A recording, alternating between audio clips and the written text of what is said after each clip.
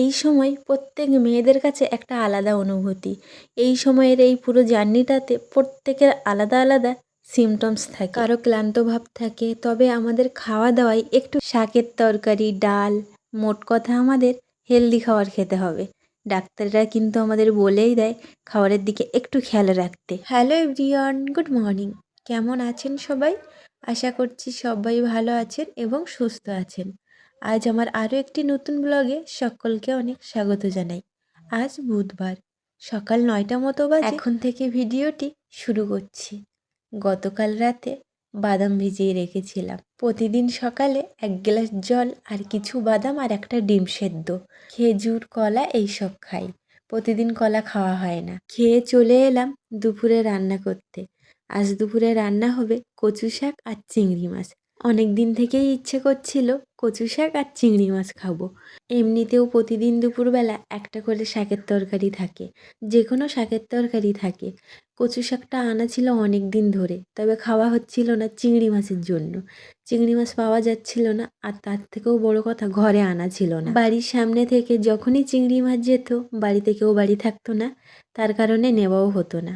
বাবা কদিন বাজারে গেছিল, তবে সকালে চিংড়ি মাছ উঠছিল না, বিকালে করে উঠছিল। ওর ডিউটি থেকে ঘরে আসতে আসতে 8টা-9টা বেজে যেত, রাত হয়ে যেত, তার জন্য আর নিয়ে আসতো না। তো যাই হোক, কচুর পাতা একটু ভাবিয়ে নিলাম যাতে গাল না ধরে, যেহেতু কচুর পাতা আর কচুর পাতা একটু গাল নেওয়ার ভয় থাকে। তবে গরম জলে হলুদ আর লবণ দিয়ে ভাবিয়ে নিলে গাল নেওয়ার ভয়টা আর থাকে না। বেশি মশলা দিয়ে রান্না করছি না, একদম হালকা। একটুখানি তেল দিয়েছি, পেঁয়াজ দিয়েছি, আর কটা রসুন থেঁতো করে দিয়েছি, 2টো শুকনো লঙ্কা কেটে দিয়েছি তেলে। তারপরে কচুর পাতা দিয়ে নাড়িয়ে চাড়িয়ে একটু হলুদ লবণ দিয়েছিলাম। লবণটা একটু বুঝেই দিয়েছি, কারণ সেদ্ধ করার সময় আমি একটু লবণ দিয়েছিলাম, আর একটুখানি চিনি দিয়েছিলাম। দেওয়ার পরে একটু নাড়িয়ে নাড়িয়ে শুকনো করে নিয়েছি। একটু সময় লাগে রান্না করতে, তবে খেতে দারুণ হয়েছিল। বাড়ির সবাই খেয়ে বলছে খুব সুন্দর হয়েছে। আমিও খেয়েছি, আমার তো আগাগোড়াই কচু শাক ভালো লাগে। দুপুরবেলা শুধু কচু শাক আর চিংড়ি মাছ রান্না হলো, আর সকালে রান্না আছে ডাল আর কুশি আলু ভাজা। রান্না সেরে কিছু টুকিটাকি কাজ ছিল। টুকিটাকি কাজ বলতে অনেকটা প্লাস্টিক জমা হয়েছিল, সবজি আনা, মাছ আনা, সেগুলো প্লাস্টিক এক জায়গায় করে রেখেছিলাম। প্লাস্টিক পুড়িয়ে স্নান করে ঘরে এলাম। সবজি মাছ এগুলো আনে তখন প্লাস্টিক আসে সঙ্গে, আর প্লাস্টিক ফেলে দিই না, প্লাস্টিক এক জায়গায় করে রেখে দিই। যখন বেশি হয়ে যায় তখন পুড়িয়ে দিই। স্নান করে এলাম, এবারে বুঝতে পারছি শীত পড়ে গেছে, বেশ ভালোই শীত লাগছে। আর এই যে চুল দেখছো, চুল আমার মাথায় একদমই থাকছে না।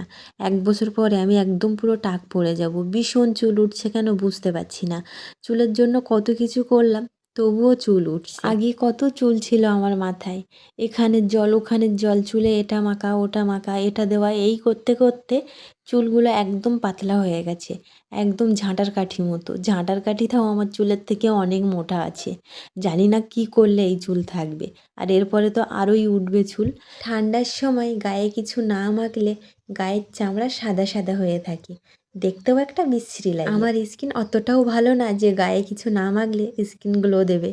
তো গায়ে একটু বডি লোশন মেখে নিলাম, তারপরে চলে এলাম খেতে। সবাই খেতে বসে গেছে, তো সবাইকে আর দেখাতে পাচ্ছি না। গরুর দুধ এখন প্রতিদিন খাওয়া হয়, তবে রাতের বেলাটা বেশি খাই শোয়ার আগে। সকালবেলা খেলে ভালো হয়। সকালের রান্না আছে কুশি আলু ভাজা আর ডাল, আর দুপুরবেলা তো একটাই তরকারি রান্না হলো, কচু শাক আর চিংড়ি মাছ। কচু শাক আর চিংড়ি মাছ এত ভালো লেগেছিল, কচু শাক আর চিংড়ি মাছ দিয়েই আমি বেশি ভাত খেয়েছি। ডালটা আর খাওয়া হয়নি, ডাল সকালবেলা খেয়েছিলাম। খাওয়া দাওয়ার পরে যেটা একদমই ইচ্ছে করে না আমার খেতে, ফল, সেটা এখন খেতে হবে। প্রথম থেকেই একদমই আমার ফল খেতে ভালো লাগে না, তবে ভালো না লাগলেও কিছু করার নেই, খেতে আমাকে হবেই। এই সময় আতা খাওয়া তো ভীষণ ভালো, আর এতটা আতা আনা হয়ে গেছে আতা নষ্ট হয়ে যাচ্ছে। বাবা এনেছে 2 কেজি মতো, ওদিকে আমার হাজব্যান্ডও এনেছে, একসঙ্গে অনেকটাই আনা হয়ে গেছে। আর একা তো এত আতা খাওয়াও যাবে না, ফ্রিজে ফল রেখে খাওয়াটাও কিন্তু উচিত না, তবে কিছু করার নেই। তো চলুন আজকের ফল খেতে খেতে ভিডিওটি শেষ করা যাক। সবাই ভালো থাকবেন, সুস্থ থাকবেন। দেখা হচ্ছে নতুন কোনো একটি ভিডিওর সঙ্গে, ততক্ষণের জন্য সবাইকে টাটা। আর আমার ভিডিওটি যদি আপনাদের ভালো লেগে থাকে অবশ্যই কমেন্টে জানাবেন। ভালো লাগলে একটি লাইক করে দেবেন, সাবস্ক্রাইব করে দিয়ে আমার ছোট্ট চ্যানেলটির পাশে থাকবেন।